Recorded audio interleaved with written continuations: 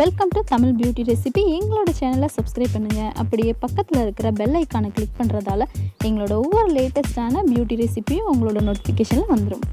இன்றைக்கி இந்த வீடியோவில் நம்மளோட ஆரோக்கியமான முடி வளர்ச்சிக்கு ஆளி விதைகள் எந்த வகையில் பயன் தருது அப்படின்றத தான் பார்க்க போகிறோம்.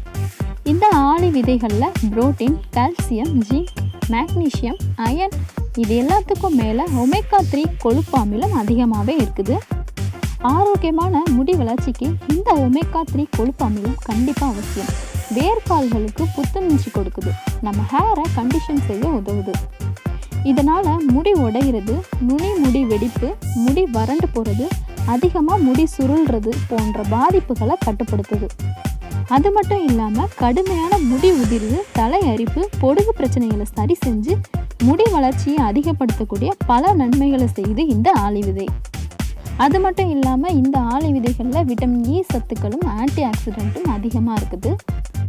இது முடியோட வேர்க்கால்களை பலப்படுத்தி இரத்த ஓட்டத்தை அதிகரிக்குது. இளநரையை தடுக்கிறதுக்கு கூட விட்டமின் இ சத்து ரொம்பவே பயனுள்ளதாக இருக்குது. இந்த மாதிரி தலையில் உள்ள பிரச்சனைகளை சரி செஞ்சு நமக்கு ஆரோக்கியமான தலைமுடி வளர்ச்சியை தூண்டக்கூடிய இந்த ஆளி விதைகளை வச்சு நம்ம ஜெல் பண்ண போகிறோம். இந்த ஜெல்லை எப்படி பண்ணுறது, எப்படி உபயோகப்படுத்துறது அப்படின்றத பார்க்கலாம். இந்த ஆளி விதை ஜெல் பண்ணுறதுக்கு ஒரு பாத்திரத்தில் 2லேருந்து 3 டேபிள் ஸ்பூன் அளவுக்கு ஆளி விதைகளை சேர்த்துக்கோங்க. 3 டேபிள் ஸ்பூன் ஆளி விதைகளுக்கு 1 கப் தண்ணீர் சேர்த்துக்கோங்க.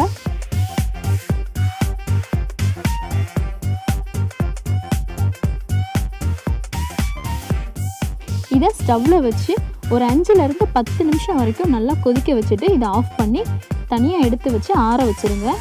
ஆறினதுக்கு அப்புறமா வடிகட்டி இந்த ஜெல்லை தனியாக எடுத்துக்கோங்க. இதை ரொம்ப நேரம் கொதிக்க வச்சிங்க அப்படின்னா இது ரொம்ப கட்டியான ஜெல் ஆயிரும், அப்புறம் நீங்கள் வடிகட்ட முடியாது.